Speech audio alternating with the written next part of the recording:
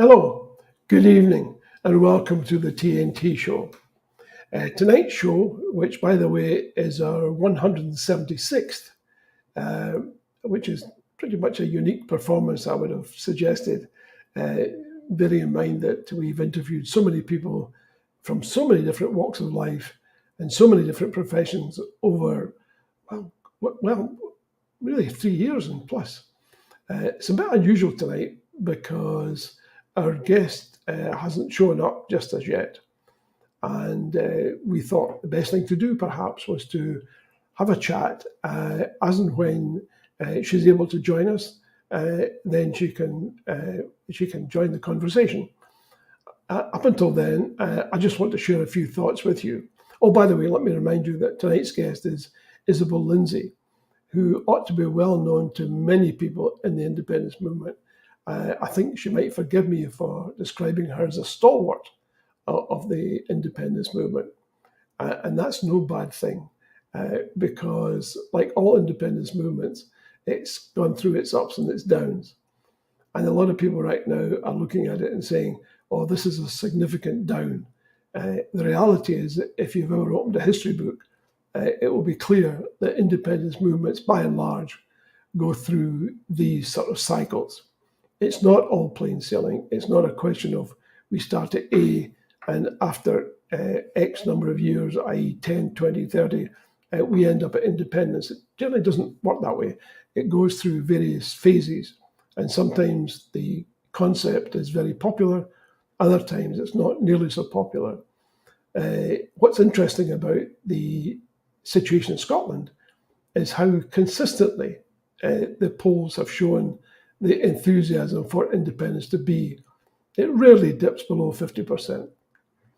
And what's significant about that, in the particular setting we're in just now, with a Labour Party with enormous numbers of MPs, is that they claim, after the last election, to represent the Scottish people. Well, if that were true in any significant degree, then the figures for those wishing to have a separate state would have been greatly reduced. As it happens, the most recent opinion poll, as announced in the National an hour or so ago, shows that 6 in 10 Scots don't think that Labour understands the issues facing Scotland. I mean, that's, I would have thought, a fairly significant percentage, a majority of Scots. That's in most respects, don't think Labour understands the issues facing Scotland. So this is after what would normally be expected to be a honeymoon period. You would normally expect a party that gets the number of seats that they got in Scotland to have a significant and a lengthy honeymoon period where they can point to the success, such as it is, and say, look at that we speak for the Scottish people. Well, according to this YouGov poll, they don't. And I think that's hugely significant because absent a boost of the kind you would normally expect, these figures are disastrous for Labour because it puts them at a significant disadvantage heading up towards the Scottish parliamentary elections, where even at this early stage, it looks as if the SNP is going to be the largest party. Now there's talk of coalitions in order to keep nationalists out of government. Fine. I'm not sure how that would go down with the electorate if the Labour Party got into bed with the Tories in a terribly visible way like that. In other words, in order to govern Scotland, the Labour and Tory would provide themselves with a majority. I just feel that as the Labour Party's popularity continues to slump in the polls, I think a move like that would damn them forever and probably render them in a situation where they may not be able to put up a sizable fight at the next UK elections, whenever those may be in 4 or 5 years' time. The likelihood, anyway, is that as they decide, and it is a decision, by the way, as they decide to introduce more and more and harsher austerity measures, completely unnecessary, in my humble opinion, because there are loads of people out there that could tax and who probably wouldn't even notice if their tax bill was increased to any great degree because they're sufficiently wealthy. But deciding not to do that, but instead, as it were, to focus on things like the winter fuel allowance and the measures affecting children, strike me as bizarre. I don't believe it's necessary, and B, I think it leaves a lasting legacy.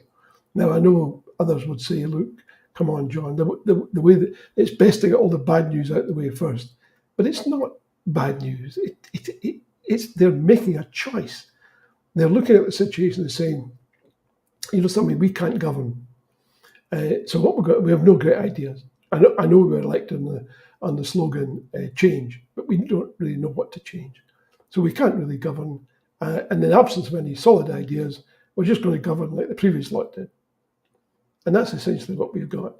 The BBC may describe the Labour Party as centre-left, but I think that's a rather misuse of the language. The reality is that there is no significant difference, certainly in economic terms, and increasingly in policy terms, between the Labour Party and the Conservatives and their predecessors. Now, why this should be is a moot point. There are many, many different suggestions, such that the people who bought the Tory party took the precaution of buying the Labour Party in advance. And therefore, it would be unlikely that they would, in fact, decide to make any significant changes. And they've obviously decided that they're not going to do it. Now, the difficulty with that is that it will lead them further and further down the road. I mean, let me ask you a question. If old people start dying in Scotland in the winter coming up, and the tabloids are strongly suggesting that this is down to the lack of winter fuel allowance, I mean, it's not easy to see how a political party can recover from that. It's particularly in Scotland. I think it's different, if we're talking about voters in the southeast who may feel that by and large their biggest problem is affording school fees and not having to choose between heating and eating. But there are many millions for whom that is the day-to-day choice and will be increasingly as winter approaches and the onset of the bad weather intensifies. I mean, it's just doesn't make sense, frankly, to go down this route. And what are they saying? They're saying, well, we have to do this in order that things will look better in in a number of years' time. Well, I don't know. I mean, this is this is what in management we used to call the hockey stick approach to performance. In other words, we go to a meeting and somebody would put up a PowerPoint slide. And if you can imagine the y-axis and the x-axis going horizontally, and they would say, look, I think things are bad. And they would trace effectively a line down. And all of a sudden, when it reached a certain point, it would go up. And they would say, you see, what we fully expect in a couple of 3 years' time is that all of these sacrifices we made over the 2 to 3 year period up till that point will suddenly be reversed and we'll be heading up the way. That's why it was called the hockey stick graph. All mostly nonsense. In other words, it was generally produced by people who had the slightest clue what they were doing, but they thought this was a plausible scenario to try and sell to the various management groups. It became such a cliche that as soon as it appeared, there would be a burst of laughter around the boardroom table, and somebody would categorically claim it as another hockey stick maneuver. And that would be the end of that discussion. Next business, please. And that's the way it should be for Labour, because this nonsense that things are going to look up in a few years' time completely ignores the fact that we're still, even at this stage, going through the complexities of the Brexit decision. Now, Labour have said, the Brexit they will never address that as an issue. I think Starmer said in my lifetime.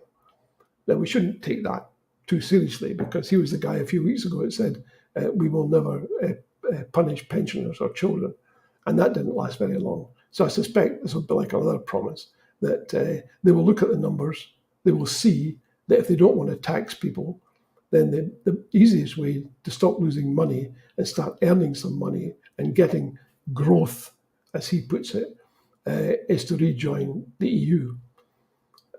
Now, despite facing that, right, and saying, okay, mea culpa, we made a terrible mistake, what we're going to do is we're going to rejoin. Now, that would solve a number of problems. It would give him one huge headache, of course, because he would then have to say to the right-wing papers, I know your Brexit is beloved to you, but we're going to junk it.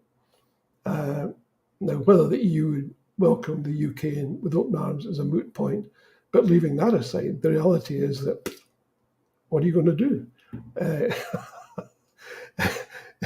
You're looking at a situation where there's a measure that would fix most of your problems, and you're deciding not to do it.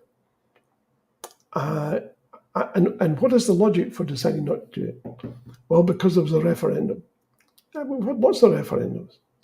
I mean, the Swiss have them all the time. And they make mistakes and they go back and they change them. Same thing happened in Ireland. It's not holy writ. Somebody didn't come down from a mountain and say, look, here's the decision. You have to stick with it forever and a day.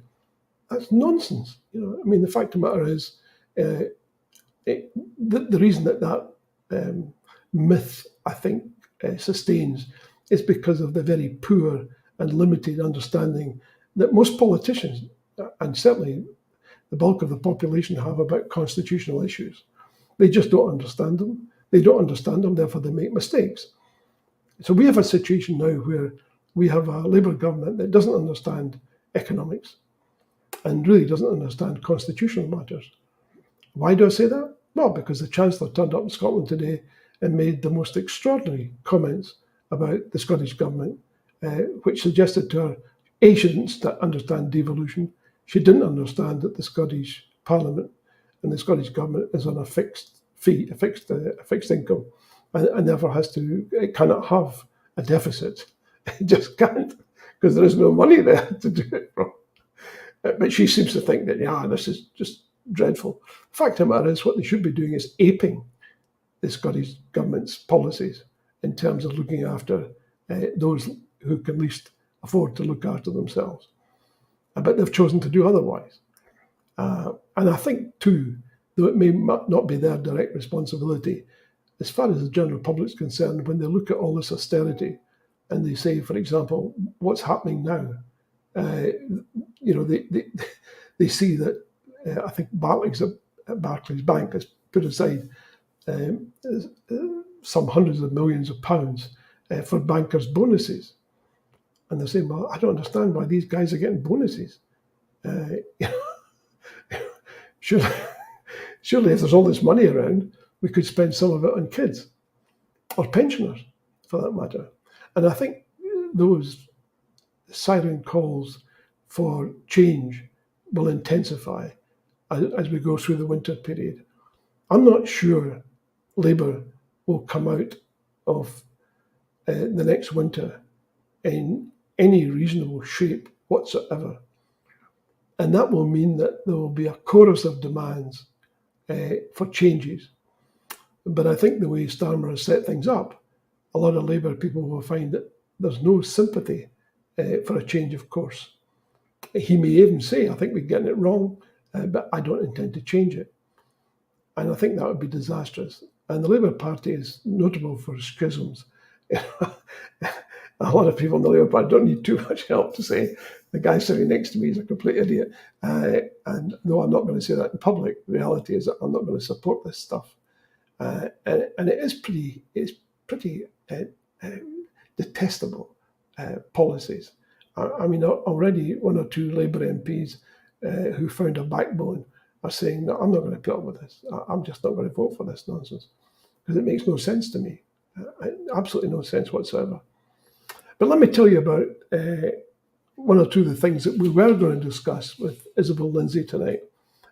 One was the forthcoming conference being organised through the good offices of the Scottish Independence Convention, where 14 nations and regions in Europe are gathering together in Edinburgh on the 5th and 6th of October. And the programme calls for, and let me just tell you who are amongst these 14 different areas. We've got Greenland, Faroes, Northern England, we've got Catalonia, I believe the Basque Country, some Italian regions, and a number of others, island regions as well. And they're all part of the International Commission for European Citizens, which is a recognised NGO, non-government organisation. And the agenda is, they're going to start off by looking at some of the things in Holyrood. I think they'll be visiting the Scottish Parliament, and then they'll have open sessions. So now you can go along if this is something that interests you and listening to the sessions. And there'll be, as I said, 14 nations and regions represented. So you'll get contributions from all or most of them during the course of the one-day conference. And the whole aim is to increase and strengthen autonomy and fight against increased centralisation. And I gather that for the first time, there'll be representatives from Wales and also from Northern England, because in many ways, centralisation is the thing that sort of kills democracy. And every administration is guilty of it. In business, the same thing happened there. Every 5 years, we went through a cycle of, we need to centralise things and reduce costs. We definitely have to do that. It makes so much sense. Then after 5 years, we said, you know something, we're not in contact with our customers anymore. What we did was we attenuated too quickly and too far. We need to get back in touch with our customers, which means we need to decentralise. So we go through these cycles every 5 years or so. Sadly, that's not the way it happens in politics. Once you centralise, it's very difficult to get power back from the centre, because they will come up with all sorts of compelling reasons that you mustn't do that under any circumstances. Or they will pretend.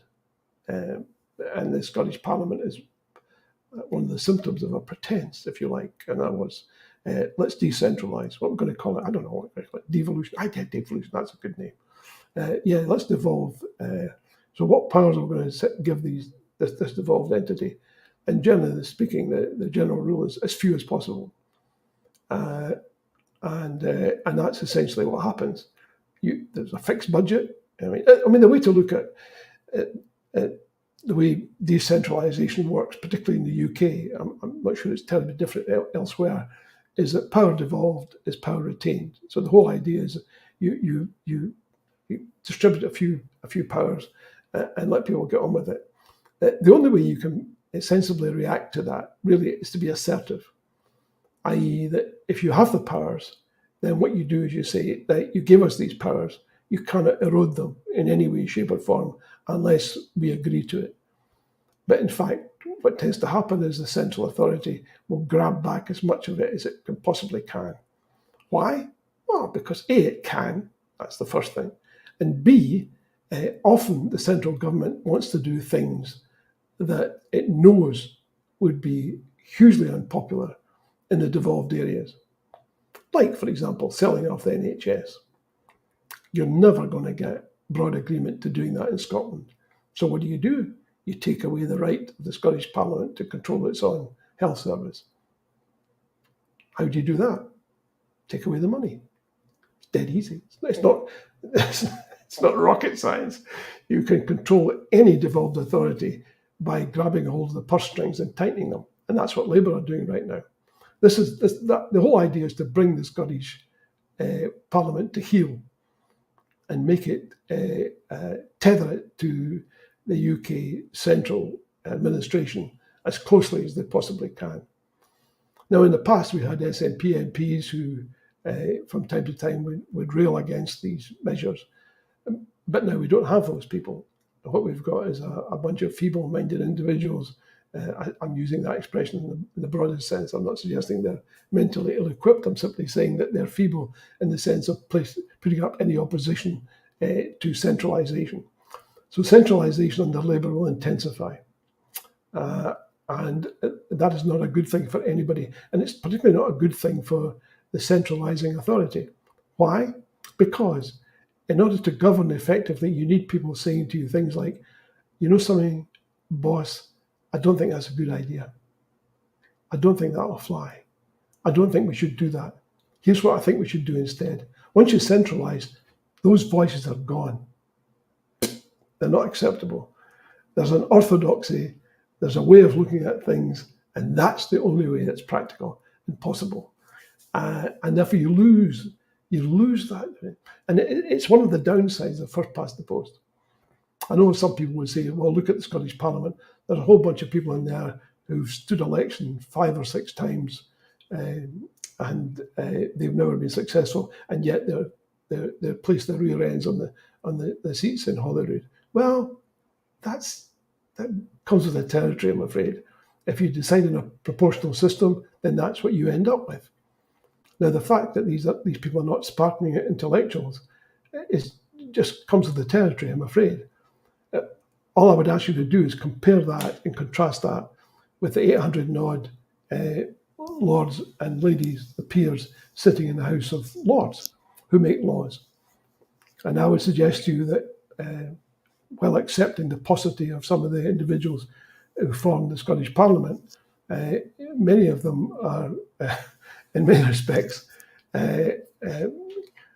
provide more of a useful input than their counterparts in the House of Lords, many of whom would turn up for their 300 odd pounds per day, and they're gone again. And the huge expense of it all in a building that's falling apart is going to cost us billions to repair. I mean, it's crazy. It's absolutely nuts. But it's one of the results of the first past the post system. And when you go down that route, you have to expect that you're not going to get logical government. You'll get centralized government. You'll get dogmatic government. You'll get doctrinaire government because there are no counselling voices out there. But you will not get good government. That's categorically the case. And if you look at the number of countries around the world that are still wedded to first past the post, they're not necessarily a shining example to the rest of us. And even those, I usually have some sort of written constitution that places sovereignty in the hands of the people, not in an institution like it does in the UK. Then there is a countervailing view and there's a countervailing approach, so that you do get an opportunity there, and in fact a realistic approach which says there are voices here which need to be heard. Now, Keir Starmer says things like, though I've been elected with this huge majority, this odd thing that first past the post produces, where you get a result that's completely at odds with the percentage of people who vote otherwise. That's just the nature of first past the post. He says, I'm going to represent everybody. No, he's not. You know he's not. I know he's not. He knows he's not. Well, I say it. All that happens is words get devalued. And that's another sad outcome of politics today. I mean, why devalue the words? I mean, that's all you've got at the end of the day. I mean, the guy stands there in the rose garden and spouts platitudes. Now, what should happen, realistically, is that we should have a third estate, a fourth estate that says, look, this is what the guy said, this is what he said before, even if he does what he says, where's the money going to come from, blah, blah, blah.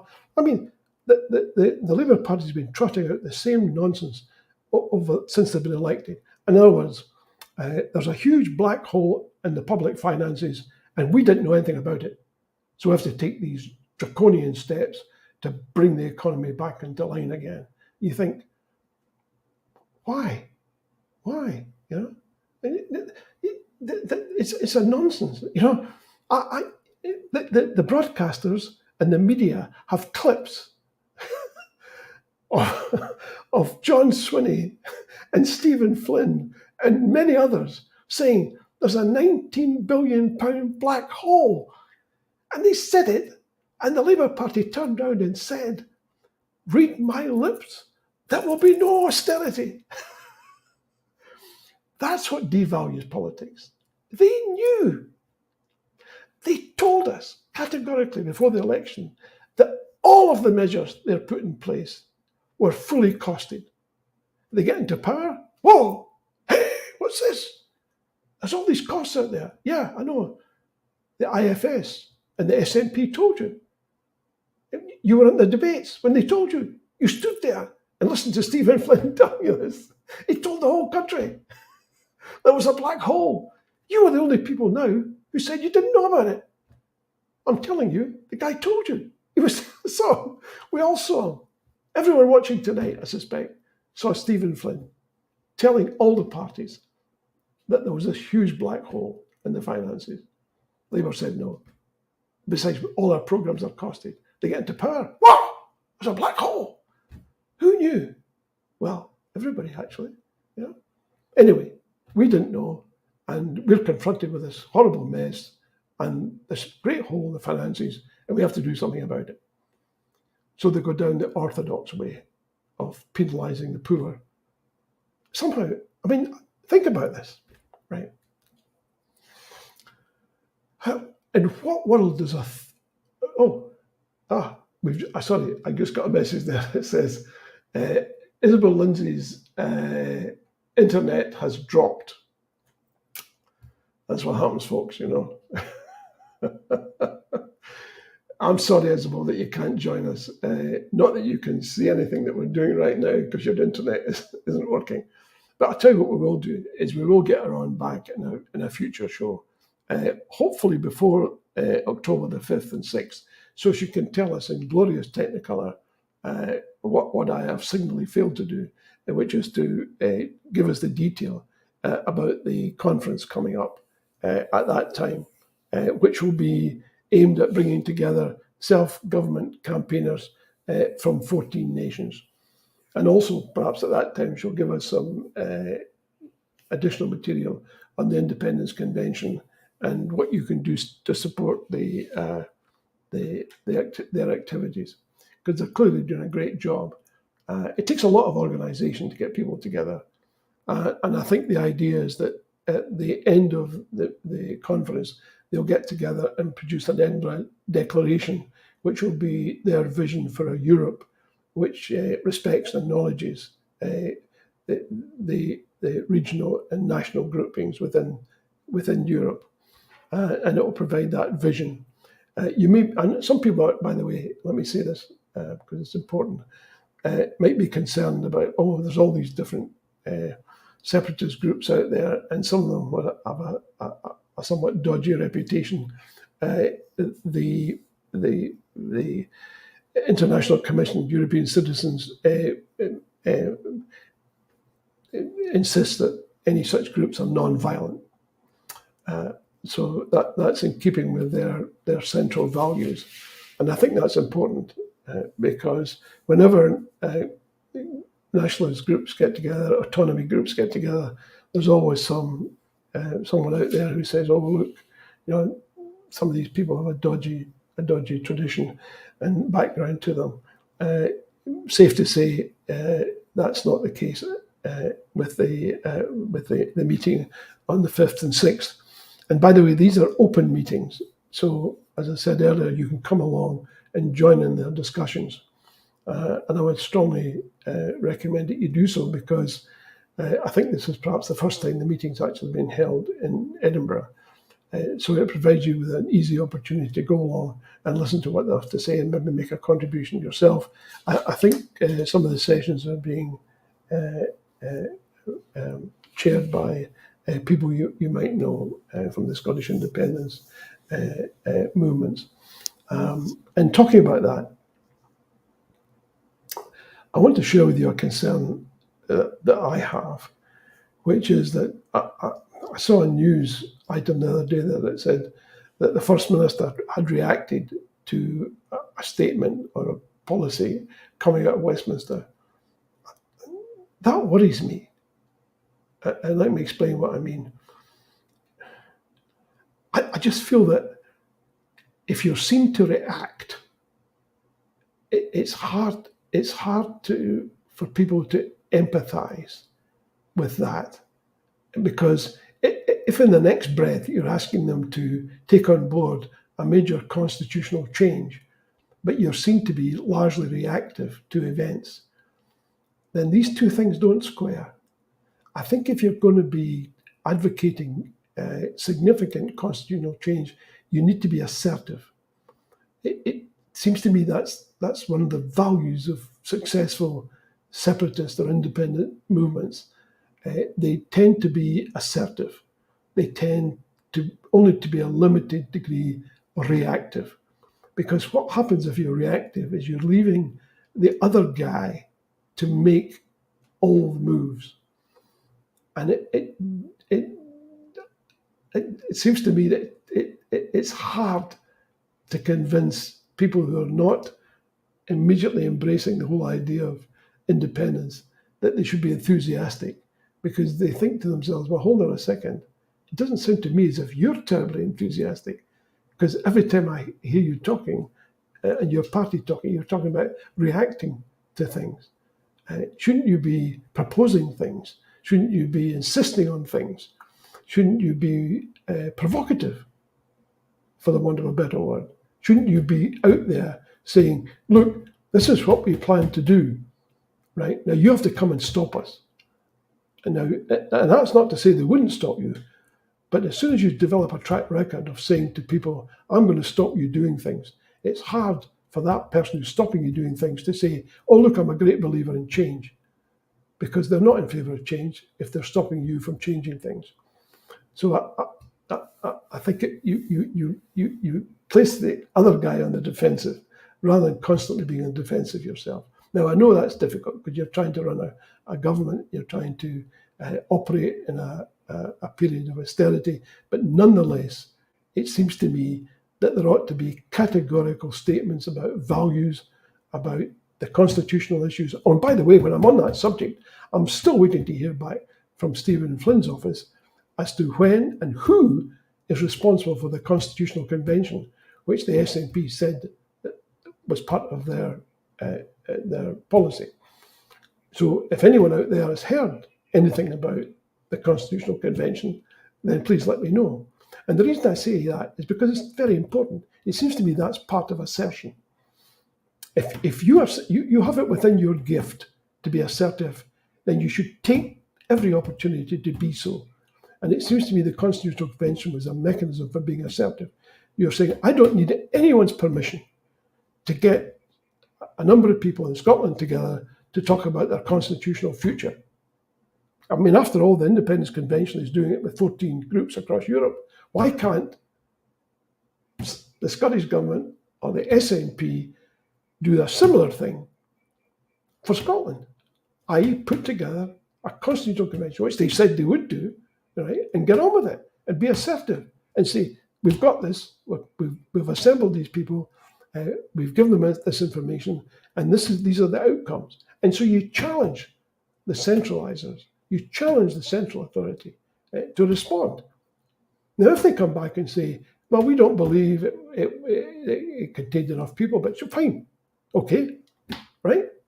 What would you like to change it? Because these folks are happy to come back if that's the case. Of course, what they'll do is they'll say, well, we'll take it on board and we'll make sure it's fully incorporated. So don't bother, we'll do that. We'll make changes in Scotland. We'll introduce understanding constitutions into our school system. There's just a raft of things that you could do. And that's just top of the head stuff now. I mean, strictly speaking, I would have preferred that there had been a government operation beavering away on this and producing a whole bunch of assertive, clear-cut procedures. Otherwise, you'll be sitting there like a sitting duck, waiting for the centralising group to come at you month after month, week after week, day after day. And also, you're not challenging your own people. You're not setting the agenda. You're having the agenda set for you. And I just don't think that's terribly productive. Anyway, I've talked a little bit. Please feel free to send in any questions. There was one question for Isobel, who's a long-standing independence supporter. What would you say to those who are feeling a bit down about the independence movement? You know, as I said at the beginning, I think it's just one of those things. It's cyclical, and you treat it as cyclical. And whether you feel down or not is a personal decision. As the Stoics say, nothing in life is good or bad that thinking makes it so. And that's a categorical thing. I mean, I meet a lot of people in Scotland who say, "Well, I think it'd be very difficult to do that, and I think this is great, but you know, that's a national characteristic that has been baked into the Scottish psyche. There's no need for a but. You know, if a thing is good, it's good in its own rights. And if you've examined it and that is the case, and never, ever, ever let anyone put you down, because anyone who's any experience of the world, and I'm afraid I have a fair amount, simply because I'm so terribly old. But the fact of the matter is, if you've travelled around a bit and you see what other countries are like, and you see other attitudes, what it brings home very forcibly is there's nothing about Scotland that should stand in the way of a completely changed constitutional future. Absolutely nothing, right? I mean, if people just understood for a second how I mean, you look at the most powerful country in the world, it's probably China, maybe India going on, but for a long time, and maybe for the next maybe 5 or 6 years or so, it was the United States, the most powerful country in the world. But the reality is its origins were hedged about with difficulty. I mean, the first few years of its life, I mean, it didn't have a government. I know. That you're saying to yourself, hold on a second. They defeated the most powerful navy in the world. That's true. They did. But with a lot of help from the French, I have to say. And they won their independence. But when I talk about they winning it, 13 states won it. They didn't have much of a central government. They had no standing army. Washington and his people had to beg, borrow, or steal uniforms and borrow enormous amounts of money from the French. And that's how they were able to secure their independence. And even once they'd done it, they didn't really have the trappings of a government to the extent that probably Edinburgh has. They had, imagine Scotland consisting of 13 different groups who occasionally met together. And when they actually achieved a constitution, it was largely done by, I have to say, in a sort of rather clandestine way, because the people who were happy to consider some sort of different relationship between the 13 states and some central government never thought for a minute they'd end up with a constitution. But that's what happened. And they're very proud of it. You know, when the president takes office, he swears an oath to uphold and defend the Constitution. And that's because they regard that as being the central part of their whole ethos. The way they see themselves is based on the Constitution. That's true for many other countries. It's not true for the UK. When do you ever hear a UK politician talking about the Constitution? And even if they do, they don't, I suspect, probably understand it to any great degree. So here we are. We've got a question here from the two Davies. India support is holding up quite well. Do you think India will come back on the table soon? Yeah, I think it will, but it will need the Scottish government to start being assertive, I'm afraid. I don't think it's going to happen any other way. And Big Steve is asking, how do we challenge the biased media? Well, I'll tell you how we do it, Big Steve, is that you start doing it. What you don't do is just take it as holy writ that some teenage scribbler in the Times or the Express or the Daily Record decides that his or her particular point of view is the way things should be done. I mean, I have to tell you that dealing with the SNP communications outfit it is a bit like going down a maple syrup for the third time. Getting a response is very, very difficult. And frankly, I hear people complain about the biased media, and I'm not here to defend them. Heavens above, I've written columns and columns and columns in the Sunday National deploring the ineptitude and incompetence of the BBC in Scotland, and the fact that they squander, was it 300 million a year, and they're having to lay off scores of people in order to get by. I mean, a more incompetent management you couldn't come across in a long day's march. So I'm not here to defend them. And in fact, given half a chance, I could spend the next 20 minutes criticising them. But I'm not going to do that, because it seems to me that there's two sides to this. And the other side to it is that the SNP needs to get up off its rear end and put together a communications arrangement and what the police call a rapid rebuttal system that actually works. And if it doesn't work, then don't cooperate with the people who are abusing you. Where are we now? Well, that's how you challenge the biased media, is that you make it very plain to them that, and you be assertive. You say, if there's any change in the Constitution, you guys are going to have to shape up, because you'll then be in a position where Scotland will have a written constitution which will guarantee freedom of speech, but it may not. I don't know, because we have only seen the draft so far.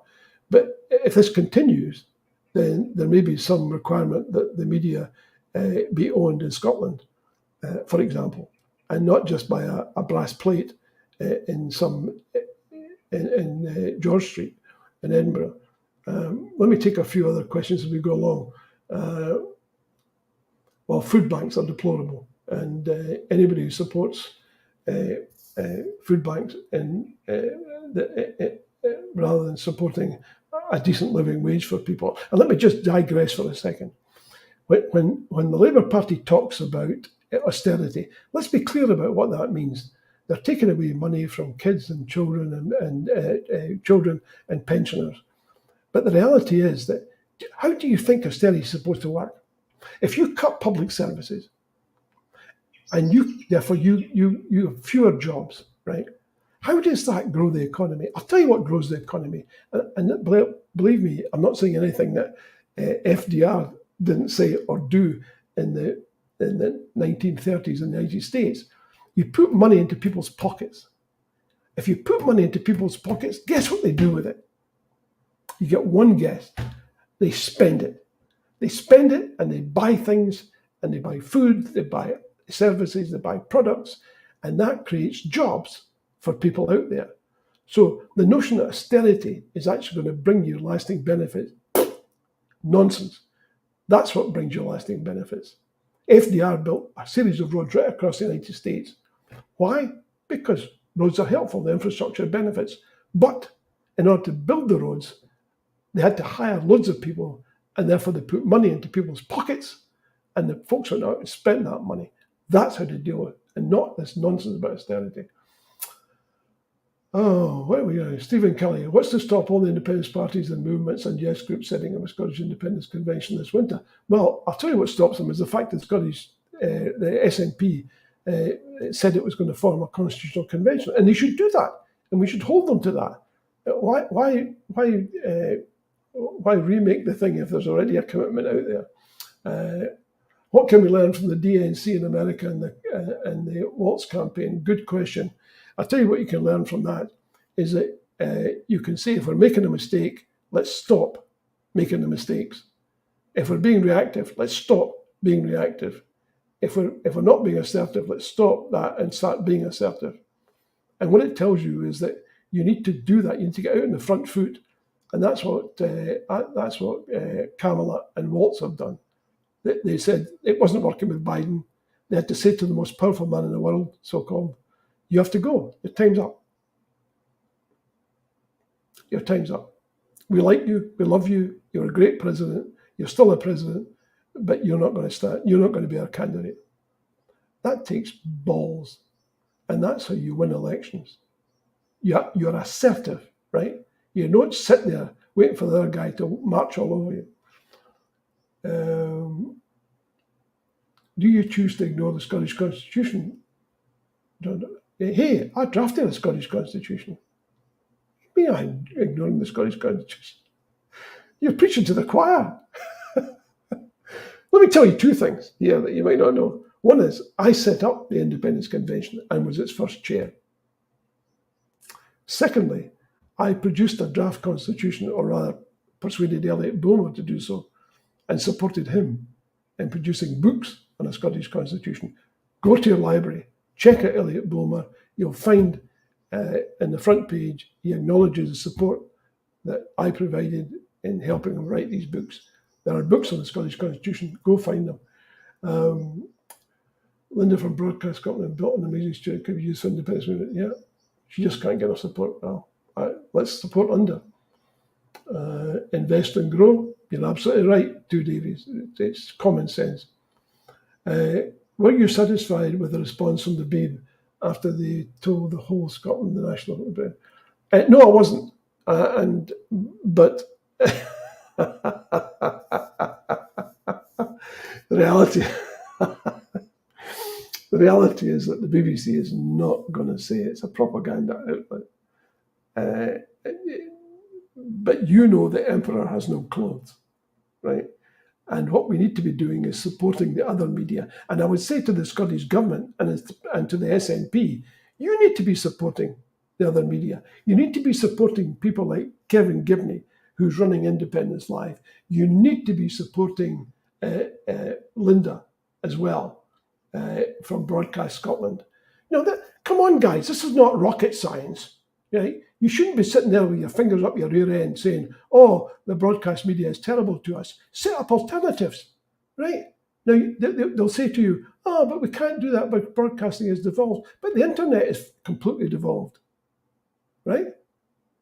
And what's the BBC doing for now? It's going to go on the internet. It's going to fire people in order to reduce costs. It's transferring to the internet. Well, you could do the same thing. You could do it tomorrow morning. In fact, you don't have to. All you have to do is support Kevin Gibney and Linda. So instead of sitting there saying, oh, the broadcast media hates us, of course they do. But that's not the point. The point is you need to be assertive. As I've been saying this whole programme, get up off your rear end, take your finger at your rear end and start doing something positive and get out there. Why not support Indie Live? Indie Live runs on a bloody shoestring for crying out loud, excuse my French. But the fact of it is, the fact of it is, and I'm sure Linda's much the same, right? They do good work. Do they get any credit for it? No. It's not as if we're sitting here and there are no tools and there's no way of dealing with the situation. There's loads of tools. There's loads of ways. You just have to take the blinkers off for a while and start doing that. You invest and grow, yeah. I'm not sure I'm an expert in the Constitution, but I know about a bit about constitutions, that's for sure.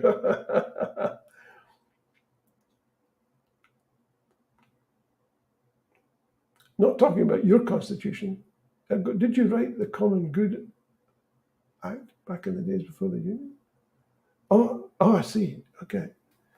Well, I think you need an up-to-date constitution. I think what we can all agree, and I don't think there should be any dispute about this, is that where sovereignty lies. And as far as I'm concerned, and as far as most of the people on this planet are concerned, sovereignty should rest, the democracies rather, sovereignty should be vested in the people. And if sovereignty is vested in the people, then it means that the politicians are servants of the people and not the other way around, which is what happens in the UK.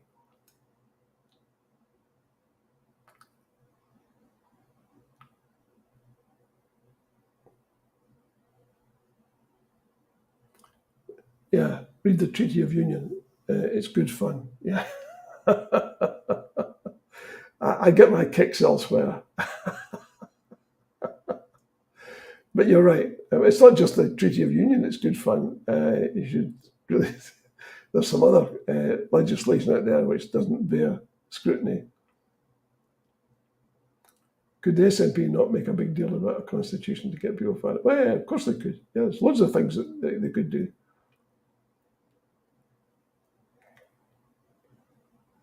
Well, of course, people say, the sovereignty rests with Westminster. Yes, it does. I mean, as far as the unwritten constitution of the UK is concerned, the common view is that sovereignty in the UK is vested in the Crown and Parliament. That's their reality. That doesn't have to be Scotland's reality. Scotland's always taken a slightly different view. And all the written constitutions that have been produced, including the draft constitution that was supported by the Scottish SNP, that constitution is categorically vests the sovereignty in the people. Because that's the key to all of this.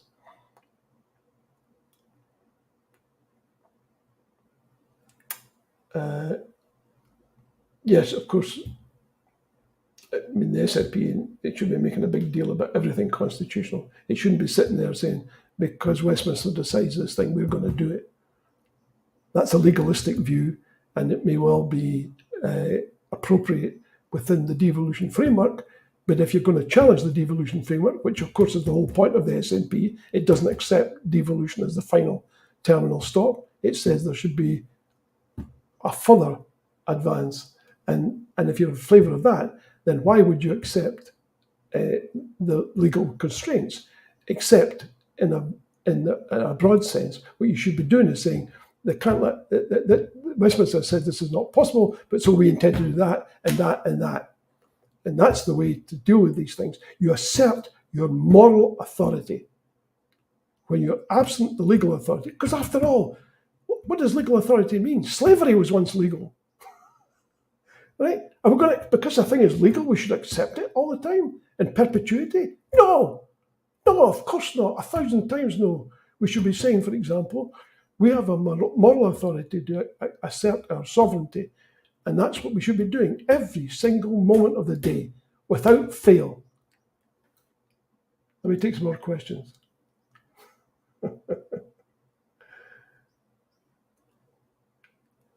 Anyway, it is a reality that if you sit and accept something, right, then what happens is that becomes acceptable. And the key to this, it seems to me, the answer to all of the questions that have been put tonight, and many others that you're perhaps thinking of, is don't accept it. Don't up with this I will not put. Right? And for people saying, well, look, there's a legal framework. Of course there's a legal framework. Right? And are we saying we should abandon that? No, we're not saying that. What we are saying, though, is that a legal statement is that. It's a legal statement at that moment in time. And you should be able to say, right, that legal statement does not stand against this moral requirement. The people who fought against slavery were told time and time and time again that slaves were property. And if they wanted to abandon slavery, effectively they were negating a property-owning democracy. It was nonsense. But that was the legal position that was taken by people who didn't want slavery abolished. That's what they said. But you don't have to accept that. You campaign against it. You say slavery is morally wrong. And you campaign against it every waking minute. And you convince other people that slavery is wrong. And eventually, slavery, once legal, becomes illegal. You can't expect the lawyers to do that. They must, by necessity, tell you that, oh, you've got to stick to the legal rules. But Westminster changes the legal rules all the time. They change the laws. That's what they're there for. That's what the House of Lords is there for. But people only have power over you if you accept that they have power over you. And anybody can assert their moral authority. Oh, you've heard about the march that's taking place. Let me just repeat that rally. Here's actually somebody saying we could also have our own phone-in programs on Radio Scotland and Radio 4 and even the LBC. Yeah, I'd love to run a phone-in program. Well, this is roughly what it's like. But I'd be delighted to do a phone-in program. It's relatively straightforward. It's fairly cheap to do. All you need is somebody who collects the calls and and stuff like that and feeds them through. You know about the reality. Yeah, to David, are the Scottish people not slaves under our colonisation? Well, I wouldn't go that far. What I would say is that a lot of Scottish people are willing, they're indentured and they're willing to be indentured. But I think, I think that's a fact. In many respects, Scotland's a colony, but that's only because the people who govern Scotland are willing to accept that status. And I don't think the average Scot should accept it, frankly. It seems to me what's important here is to constantly be pushing the envelope, constantly be saying to people, up with this, I will not put, we need that. And dare I say it, we need that to change. We should be making things change. Oh, a big thank you to everyone who's contributed to Independence Live. It's a very worthy cause. I can't tell you, and I can't tell you how much I appreciate what takes place here. It's hugely important, and independent supporters everywhere can and do support Independence Live. But I do feel that the institutions ought to do so too. I think the SNP, the Scottish Government, wants to stop them. Wants to stop them from supporting Independence Live. What are they going to say? It's not part of broadcasting. We're not broadcasting anymore. But the fact of the matter is, this is your antidote to BBC Scotland. Tell the world, right? And by the way, we're on YouTube, so if anybody misses this, they can watch us on YouTube. Anyway, I'm going to bring things to an end now because I've imposed enough for you. Trudy said, Norrie Hunter does a phone in on his show, Caledonia Media. Okay, great stuff. Thank you all for your support. It's invaluable. But for me, what's even more important is get out there, please, and tell other people and make sure that people know what Independence Live is all about and what great shows we have. Like I said, we've now done 170, I was going to say 176, but we didn't in fact get through to Isobel tonight because of our internet connections. But we'll make sure that happens again. Yes, make Anstruther great again. I couldn't agree more.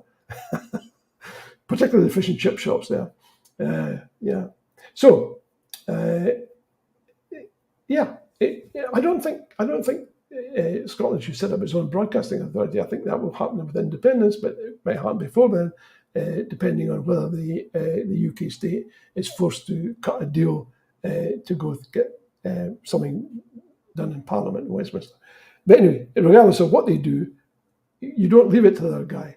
Like I said before, you be assertive. You've got the channels here. You are supporting them. Tell other people, tell the SNP, tell the Scottish Government that they should be supporting Independence Live. Okay? Thanks, everyone. Appreciate your time. Appreciate you sticking with us through all the to all the obstacles when these things happen away. So, without any further ado, let me say I wish you a very good night. Thank you for joining us. And please, let me tell you all about next week's guest. It's the artist taxi driver, Mark McGowan. Now, many of you will have seen him on social media. You can see him next week on this show. Tell everybody, tell all your mates, come and join us. Thank you again. And let me just say one last time, good night, stay safe, take care of each other, and be assertive. Good night.